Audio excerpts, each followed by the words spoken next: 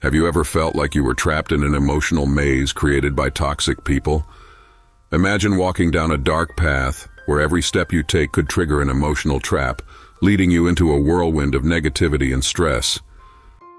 It's an experience many of us know all too well, but what if I told you there was a way to navigate this maze and come out stronger and wiser?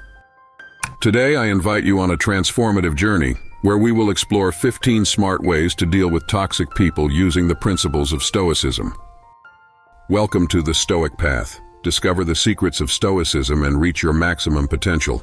Embark on a journey of self-discovery and transformation. Don't miss it, the journey is just beginning. Through real stories and practical applications, you will discover how you can maintain your inner peace, no matter how tumultuous the environment around you. Recognize the importance of self-awareness. Self-awareness is the light that guides us in the darkness of our minds.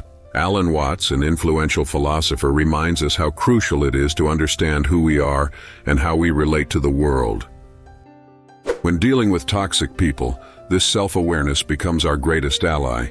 It helps us stay in tune with our emotions, thoughts, and behaviors, allowing us to respond effectively and not simply react. Think of Laura, a professional who faces constant criticism from her colleague Marta. Instead of letting it affect her, Laura reflects on her emotions and asks herself, "Why does this bother me? What can I learn?" By understanding that Marta's insecurity has nothing to do with her own worth, Laura is able to remain calm and confident. Cultivate your emotional stability. Emotional stability acts as an anchor in the middle of a storm. Surrounded by toxic people, we can feel like we are in a dense fog.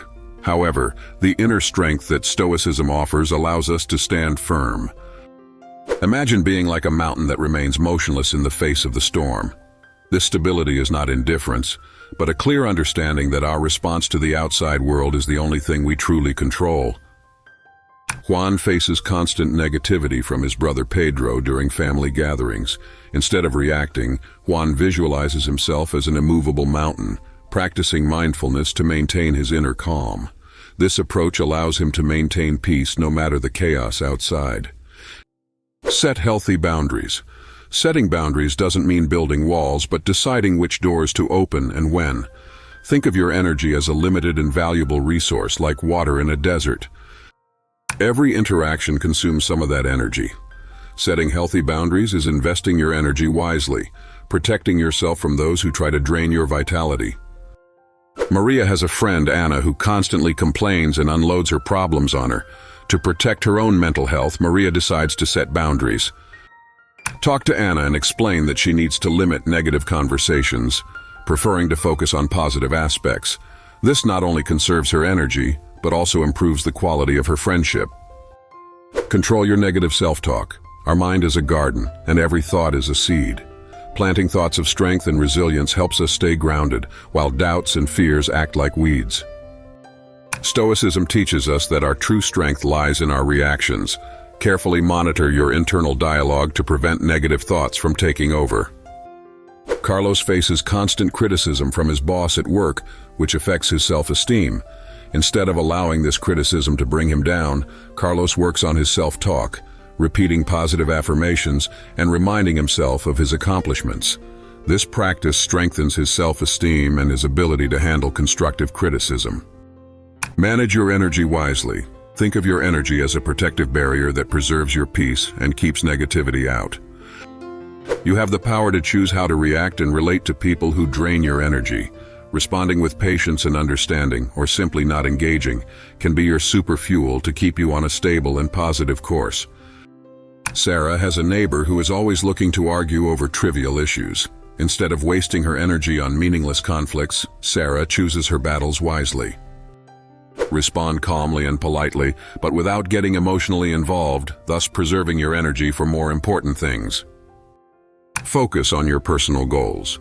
Focusing on your personal goals is like turning on a beacon in the middle of the darkness. Toxic people can easily distract you, but staying focused on your goals helps you create a protective shield. Imagine being on a boat in the middle of a storm, with your goals acting as the compass guiding you toward calm waters. Tom is working on a key project for his career, but a toxic colleague tries to sabotage him. By focusing on his personal goals, Tom keeps his eyes on the prize and doesn't let negativity distract him. This allows him to move forward with confidence and determination. Seek support when you need it. Sharing your struggles with someone who understands can illuminate paths you didn't see before.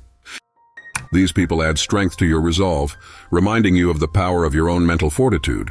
Seek support from those who offer valuable advice and insight. Lucia is going through a difficult time in her relationship due to toxic behavior. Instead of facing the situation alone, she seeks support from trusted friends or a therapist. Talking about your experiences and receiving guidance gives you new perspectives and strategies for handling the situation. Adopt solution-oriented approaches. Transforming toxic interactions into opportunities for personal growth requires creativity. Changing the script in these encounters is like playing chess. You need to think several moves ahead, anticipating reactions without getting emotionally involved. Listen more than you talk and respond calmly.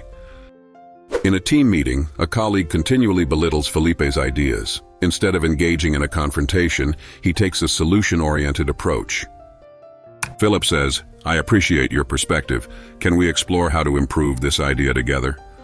This not only diffuses negativity, but also encourages constructive collaboration. Recognize false friendliness.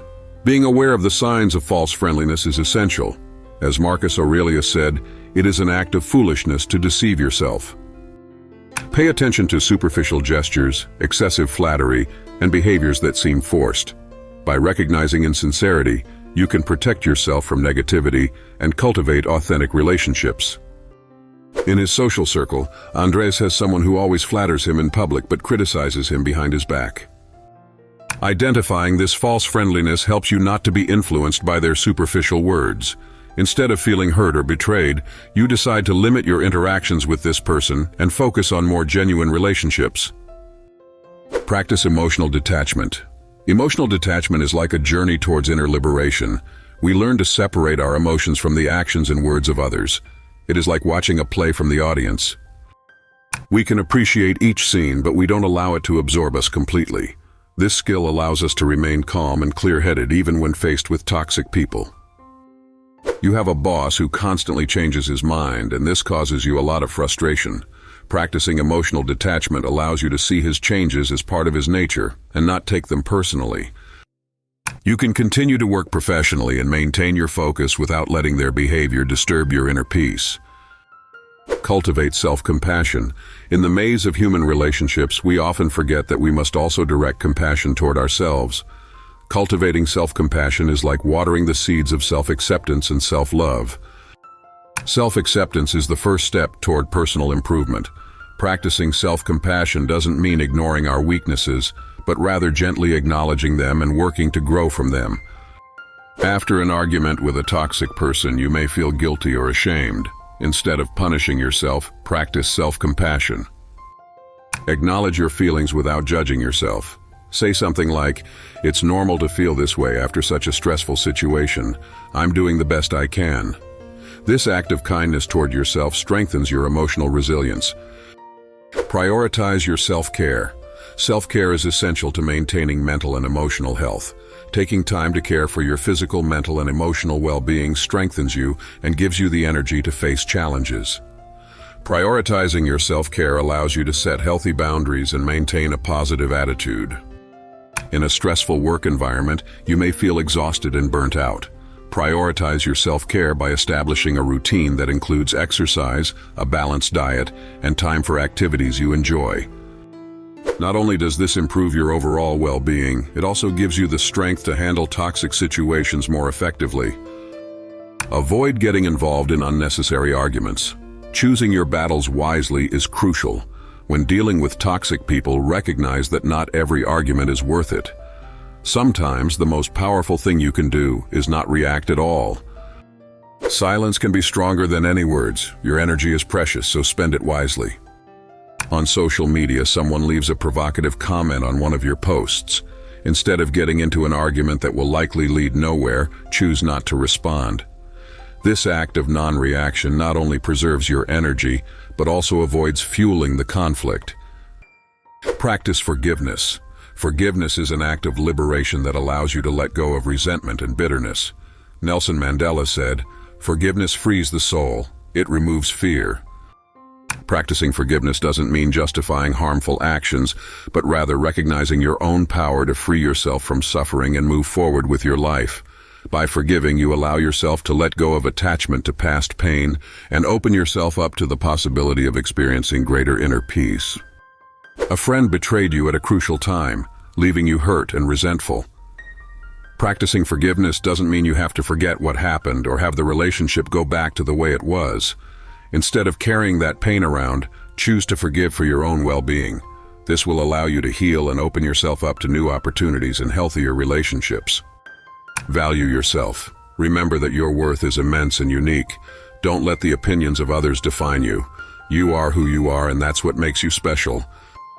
As Brené Brown says, the only difference between brave people and non-brave people is that brave people have the courage to do it, even though their inner voices tell them not to.